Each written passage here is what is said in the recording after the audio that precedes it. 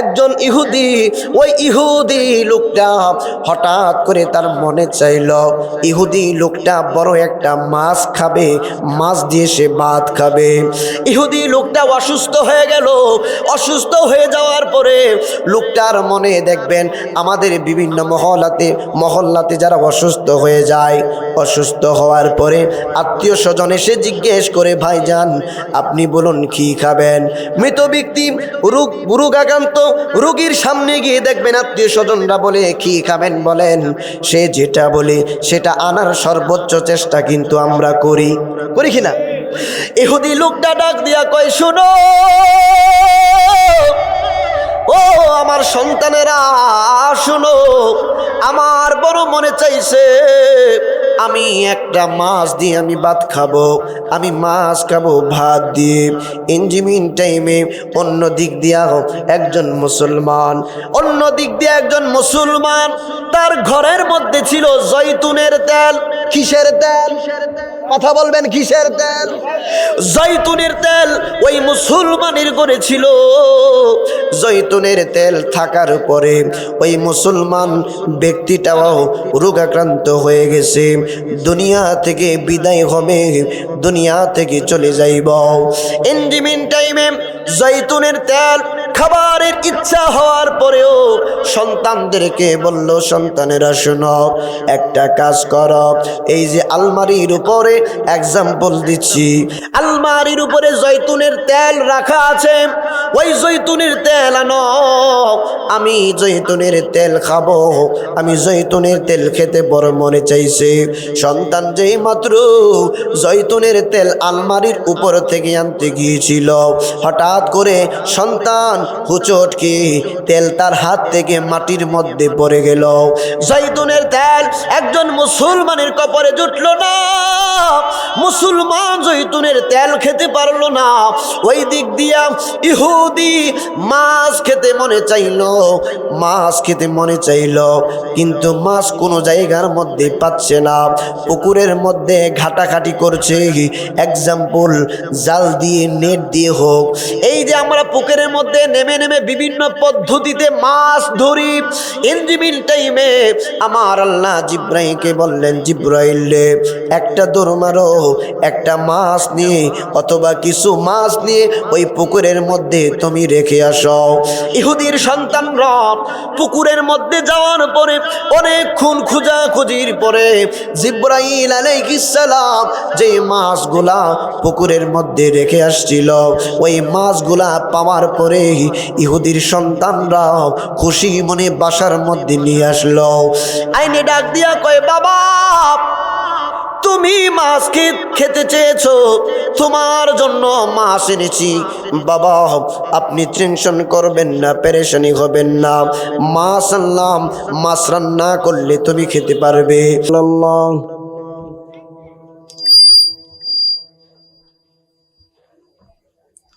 الصلاة والسلام عليك يا حبيب الله الصلاة والسلام عليك يا شفيع المذنبين الصلاة والسلام عليك يا رحمة للعالمين الحمد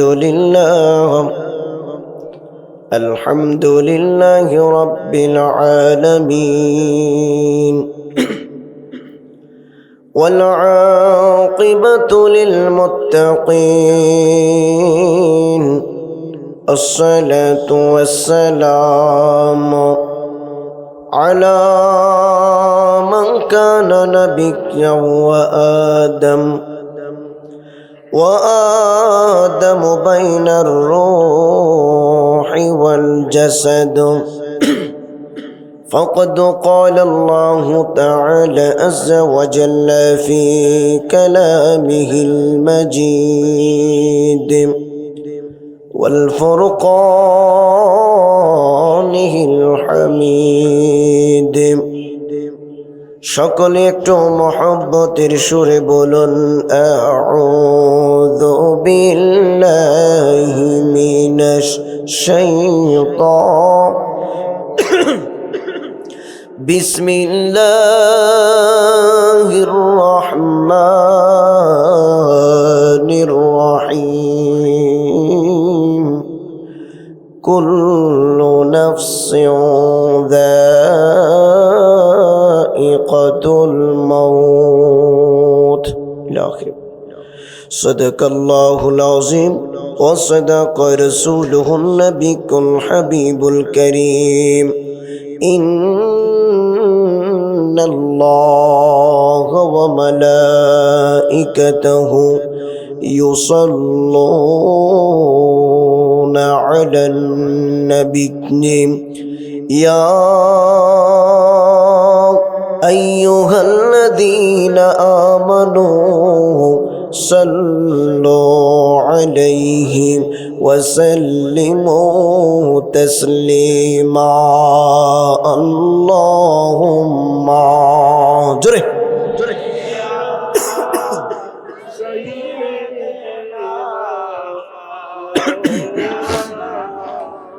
محمد وعلى آله مولانا ও তোর পিছে পিছে ঘুরছে সমন পিছে পিছে ঘুরছে সমন কোন দিন জানি তোর হবে সমন জারি দেখ না মন ঝাঁক মারিয়ে দুনিয়াদারি দেখ না মন ঝাঁক মারিয়ে দুনিয়াদারি ভাই বন্ধু আর আপন জনা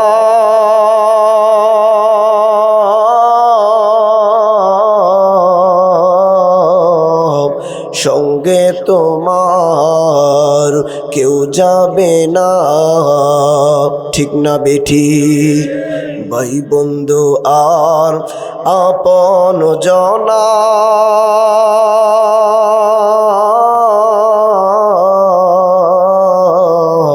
সঙ্গে তোমার কেউ যাবে না ও তুমি আইসো একা যাইবা একা আইসো একা যাইবা একা সঙ্গে তোমার কেউ রবে না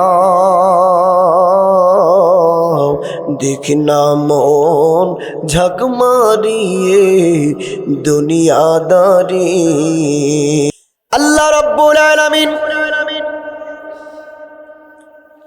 কুরআনুল কারীমের অন্য জায়গার মধ্যে ঘোষণা করে দিচ্ছেন তোমরা পৃথিবীর যেই জায়গায় অবস্থান করো না কেন তোমাদেরকে মৃত্যুর আজরাইল মৃত্যুর দূত একদিন না একদিন পাকড়াও করবে তোমরা যদি রাজপ্রাসাদের ভিতরেও প্রবেশ করে ফেলো সেই জায়গাতেও মালাকুল মউত আজরাইলকে আমি আল্লাহ তাকে পাঠিয়ে দিব মৃত্যুটা কেমন হবে বাপ খুব সংক্ষিপ্তভাবে মূল কথাগুলো আমি বলে দিয়ে যাব সময় যেহেতু বেশি পরিমাণ পাবো না আমাদের যে বিষয়গুলা না জানলেই নয় মৃত্যুটা অনেকের কাছে এমন মনে হবে কিতাবের মধ্যে দেখলাম একটা উদাহরণ দিচ্ছি একটা ছাগলের চামড়া জিন্দা অবস্থায় তার গা থেকে যখন টেনে টেনে ছিঁড়া হবে তার যেমন কষ্ট হবে একজন মৃত ব্যক্তি যখন মৃত্যুর পানির মধ্যে গড়াগড়ি খাবে যদি সে নেককার হয় তো নসিব ভালো যদি আমল বিনষ্ট হওয়ার কারণে আমল না থাকার কারণে গুনাহগার হয়ে দুনিয়া থেকে বিদায় গ্রহণ করতে হয় ওই ছাগলের শরীর থেকে জিন্দা অবস্থায় টেনে টেনে চামড়া উঠাইলে যে পরিমাণ কষ্ট হবে, একজন মুনাফিক গুনাহগার বান্দার রুহটা নেওয়ার সময় তত পরিমাণ তার কষ্ট হবে। মৃত্যুর সময় সবচেয়ে বেশি গুরুত্বপূর্ণ পয়েন্ট, মৃত্যু সময় যখন একটা মানুষের হয়ে যায়, তার সর্বপ্রথম রিজিকটা আমার আল্লাহ বন্ধ করে দেন। রিজিক বন্ধ করে দেন। রিজিক বন্ধ করে দিয়ে আমার আল্লাহ ডাক দিয়ে বলবেন, জিবরাইল, জিবরাইল রে, আমার অমুক বান্দাকে আমি পছন্দ করি, তুমি যাও 70,000 ফেরেশতা লইয়া আমার খাঁটি মোমেন বান্দা রুহুটা আজরাইলের মাধ্যমে তুমি কবজ করে নিয়ে আসো। নেককার মুমিন বান্দার অবস্থা আমি উদাহরণটা নেব, আমি যাচ্ছি না, মূল পয়েন্টগুলো আমি হাদিসের ইবারতের অর্থগুলো শুধু বলে যাব, যেহেতু আমার সময় খুব অল্প হবে মনে হয়। জিবরাইল আলাইহিস সালাম মুমিন বান্দার নিকটে জান্নাতি পোশাক নিয়ে, জান্নাতি মেশক আম্বরের সুঘ্রাণ নিয়ে 70,000 ফেরেশতা নিয়ে মুমিন বান্দার সামনে যেই মাত্র হাজির হয়ে যাবে, আজরাইল মাথার সামনে দাঁড়িয়ে যাবে। মাথার সামনে যেই মাত্র দাঁড়িয়ে যাবে, জিবরাইল আলাইহিস সালাম ওই জান্নাতি সুঘ্রাণ তার নাকের মধ্যে লাগিয়ে দিবেন। কোন কিতাবের মধ্যে পাওয়া যায় এমন সুঘ্রাণ জাতীয় একটা ফুল তার নাকের মধ্যে এইভাবে আলতো করে লাগিয়ে দিবে। মুমিন বান্দা অচেতন অবস্থার মতো তন্দ্রা তন্দ্রা ভাব, না ঘুমের মধ্যে না সজাগের মধ্যে, ঘুম পাবে এরকম অবস্থা যখন মুমিন বান্দার হয়ে যাবে, জিবরাইল আলাইহিস সালাম তখন বলবেন, এখন তার রূহটা আপনি নিয়ে যান। আজরাইল আলাইহিস সালাম মুহূর্তের মধ্যে তন্দ্রা অবস্থায় মুমিন বান্দার রূহটা আল্লাহর দরবারে উপরের দিকে নিয়ে যাইতে থাকবেন। মুমিন বান্দা টের পাবে না, মুমিন বান্দা টেরই পাবে না। কিন্তু বদকার লোক যখন ইন্তেকালের সময় হয়ে যাবে, বদকার লোকের সামনে মানে কি বলে পচা দুর্গন্ধ জাতীয় পোশাক পরিধান করে তার সামনে চলে আসবে। এই বদকারের মৃত্যুটা এমন কঠিন হবে, রহস্যময় হবে। হয়তোবা বিছানায় প্রস্রাব করে দিবে, হয়তোবা বিছানার মধ্যে আজরাইলের চেহারা দেখা মাত্র পায়খানা করে দিবে, কারণ বিকট চেহারা সে বরদাস্ত করতে পারবে না, সে ভয়ে তার ঈমানটা নষ্ট হয়ে যাবে। কেমনে জানেননি? আমি কিতাব থেকে বলছি, পৃথিবীর যত মুফাসসির আছেন সমস্ত মুফাসসির গণের মধ্যে একজন বড় মুফাসসির সকলেরই জানেন, তার নাম আল্লামা ফখরুদ্দীন রাজি রহমাতুল্লাহি আলাইহি, যিনি তাফসিরে কবির একটা তাফসিরের কিতাব বড় তাফসিরে কবির শরীফ তিনি লিখেছেন। আল্লামা ফখরুদ্দীন রাজি রহমাতুল্লাহি আলাইহি তিনার সামনে যখন আজরাইল চলে আসলেন, মৃত্যুর সময় যখন ঘনিয়ে আসলো, শয়তান ওনার কাছে আসতে দেখেন, এত বড় একজন মহাবড় আল্লাহর ওলি, এত বড় একজন কুরআনের পণ্ডিত, ওনার কাছে শয়তান এসে বলল, আল্লাহ এক না, তুমি বলো আল্লাহ এক না।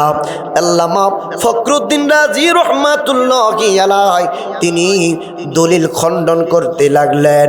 তিনি বলছেন আল্লাহ এক, আল্লাহ এক, আল্লাহ এক। শয়তান বলছে আমি মানি না, আমি মানি না, তুমি দলিল দাও। আল্লাহর ওলি একটা দলিল দিলেন, শয়তান দলিল খণ্ডন করে ফেললেন। আল্লাহর ওলি দুইটা দলিল দিলেন, শয়তান সেটাও খণ্ডন করে ফেললেন। এইরকম ভাবে 109 মানে দলিল দিলেন, শয়তান 100 দলিলকে খণ্ডন করে সে প্রমাণ করে দিল আল্লাহ এক হতে পারে না। হঠাৎ করে ওই দিক দিয়া ওনার পীর মুর্শিদ ছিলেন নাজিমউদ্দিন কুবরা রহমাতুল্লাহি আলাইহি। আল্লাহর ওলি নাজিমউদ্দিন কুবরা রহমাতুল্লাহি আলাইহি উযু মুবারক করছিলেন। হঠাৎ করে আল্লাহর ওলিরা কিন্তু সাধারণ না। বলবেন হুজুর এই খবর তিনি কেমনে জানলেন, এই বিষয়টা কিভাবে তিনি দেখলেন? এই জন্য একটা হাদিস বলি বাপ, হাদিস বলি, হাদিসটা শুনুন। মুস্তাদরাক লিল হাকিম, ইমাম হাকিম নিসাপুরী রহমাতুল্লাহি আলাইহি জগৎ বিখ্যাত একজন মুহাদ্দিস, ওনার কিতাবের মধ্যে হাদিস কোট করেছেন। আপনার নবী আমার নবী ডাক দিয়া বললেন, উম্মত শুনো, ইত্তাকু ফেরাসাতাল মুমিনিন, ইত্তাকু ফেরাসাতাল মুমিনিন, মুমিনদের আল্লাহর ওলিদের অন্তর্দৃষ্টিকে তোমরা ভয় করো। কারণ ইয়ানজুরু বিনুরিল্লাহ, কারণ আল্লাহর ওলিগণ আল্লাহর নূর দিয়ে সব কিছু দেখার ক্ষমতা রাখে। সুবহানাল্লাহ। আল্লাহর ওলি নাজিমউদ্দিন কুবরা রহমাতুল্লাহি আলাইহি বিষয়টা যে মাত্র বুঝতে পারলেন, উনি সাথে সাথেই আওয়াজ তুললেন, হে ফখরুদ্দিন, তুমি শয়তানকে জবাবে বলে দাও, আমি 100 দলিল দিলাম, 100 দলিলের খণ্ডন তুমি করলা, তুমি খণ্ডন করে আল্লাহ এক, তুমি এটা প্রমাণ বিশ্বাস করতে চাচ্ছ না। আমি তোমাকে লাস্ট বরাবর আমি বলে দিলাম, বিনা দলিলে আমার আল্লাহ এক অদ্বিতীয়। একবার জুড়ে বলা যাবে কি মারহাবা। ওনারা আল্লাহ নেককার মুমিন বান্দা ছিলেন বিদায় ওনারা জবাব দিতে পেরেছেন। কিন্তু আমি আপনি একটা ভালো কাজ করলে 10টা মন্দ কাজ করি, আমাদের কি অবস্থা হয় আমরা বলতে পারি না। এই জন্য সময় থাকতে নামাজ ধরেন, সময় থাকতে পবিত্র কুরআনের তেলাওয়াত ঘরের মধ্যে ফজরের নামাজের পরে জারি করে দেন।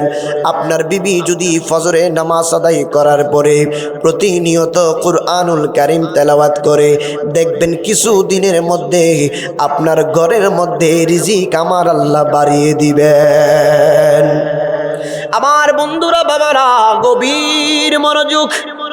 কেউ কেউ মনে করেন অল্প বয়সে কেন আমার সন্তানটাকে আমার আল্লাহ দুনিয়া থেকে নিয়ে নিলেন।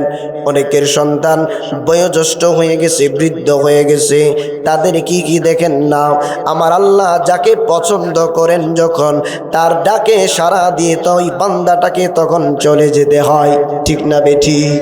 এইরকম কেন হচ্ছে বাপ, এইরকম কেন হচ্ছে? আমি কবরের দেশে যাচ্ছি, তার পূর্বে একটা হেকায়াত শোনাতে চাই।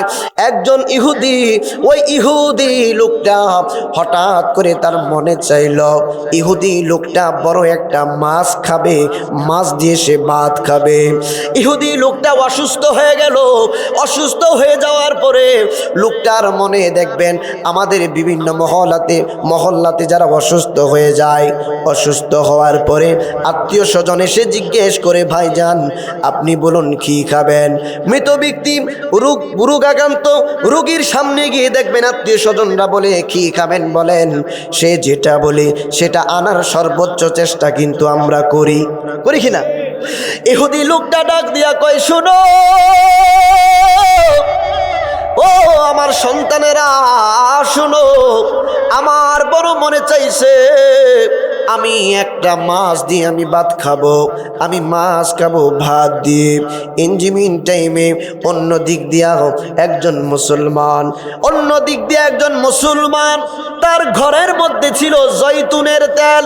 কিসের তেল? কথা বলবেন, কিসের তেল? জয়তুনের তেল ওই মুসলমানের ঘরে ছিল। জয়তুনের তেল থাকার পরে ওই মুসলমান ব্যক্তিটাও রোগাক্রান্ত হয়ে গেছে, দুনিয়া থেকে বিদায় হবে, দুনিয়া থেকে চলে যাইব।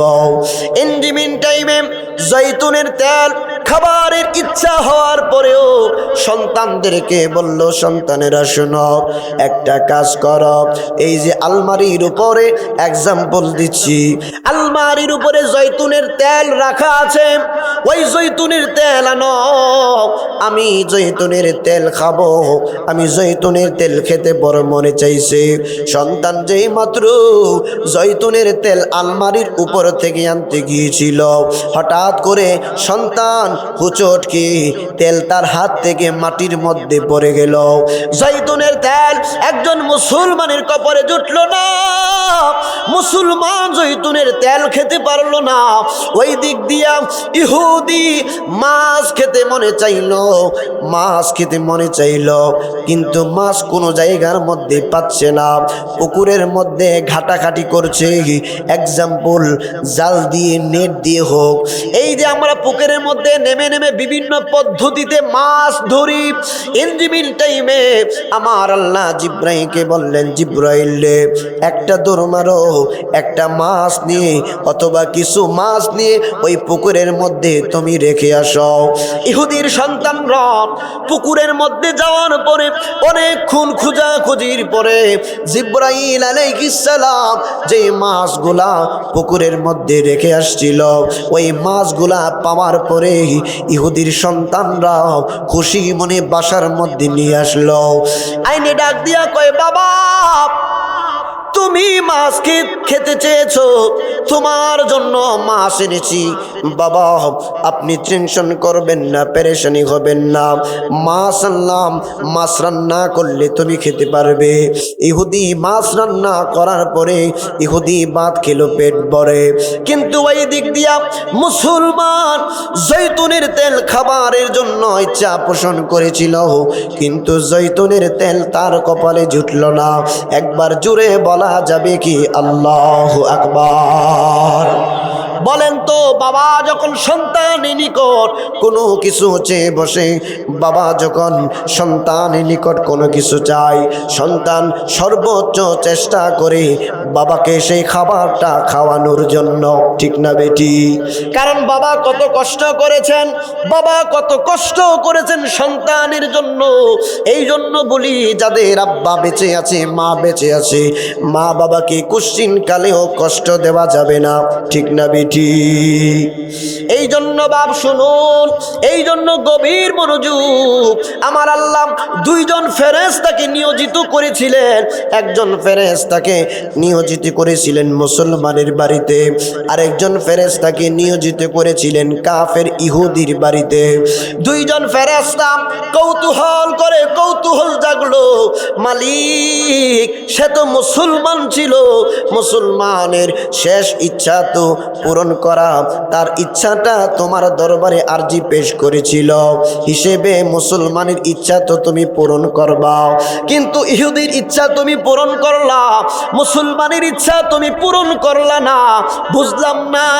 আমার আল্লাহ সমস্ত ফেরেশতাদের সামনে ডাক দিয়ে বললেন, শোনো শোনো, তোমাদেরকে বলছি, আমি আল্লাহর হিকমত বোঝাবার দায়।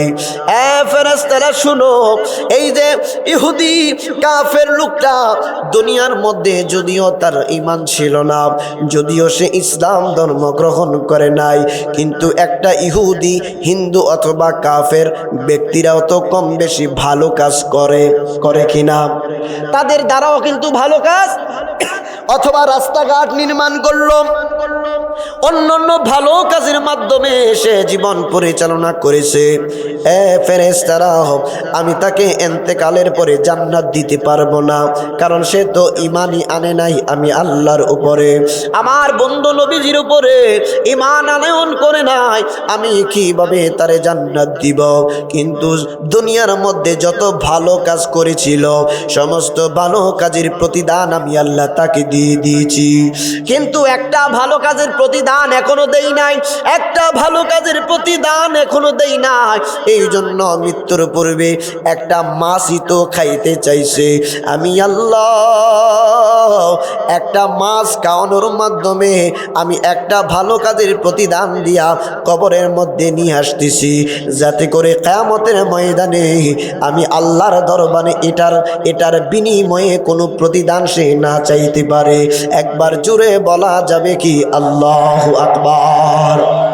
ফেরেশতারা ডাক দিয়া কয়, মালিক মুসলমান জৈতুনের তেল চেয়েছিল, মুসলমান ইমানদার হওয়ার পরে তুমি আল্লাহ জৈতুনের তেল কেন খাইতে দিলা না? আমার আল্লাহ বললেন, এই ফেরেশতারা, এই মুমিন বান্দাটা কম বেশি যত গুনাহ করেছে, নেক কাজের মাধ্যমে আমি আল্লাহ সেটাকে মাফ করে দিয়েছি, বদ কাজগুলো আমি আল্লাহ ক্ষমা করে দিয়েছি, কিন্তু একটা মাত্র গুনার কাজ রয়েছে, এই একটা গুনাহ লইয়া যদি কবরের মধ্যে আসে তাহলে এই গুনার জন্য তাকে শাস্তি ভোগ করতে হবে। এই জন্য আমি আল্লাহ এই তার মৃত্যুর পূর্বে শেষ ইচ্ছা ছিল জৈতুনের তেল খাবার ভক্ষণ করার জন্য, আমি আল্লাহ এই জৈতুনের তেল তাকে না দিয়ে এটার বিনিময়ে তার একটা গুনাহ মাফ করে তার কবরটাকে আমি আল্লাহ জান্নাতের বাগান বানাইতে চাইছি। একবার জুড়ে বলা যাবে কি মারহাবা। পৃথিবীর মধ্যে আমরা যত মানুষ মারা যাব, পৃথিবীর মধ্যে আমরা যত মানুষ মারা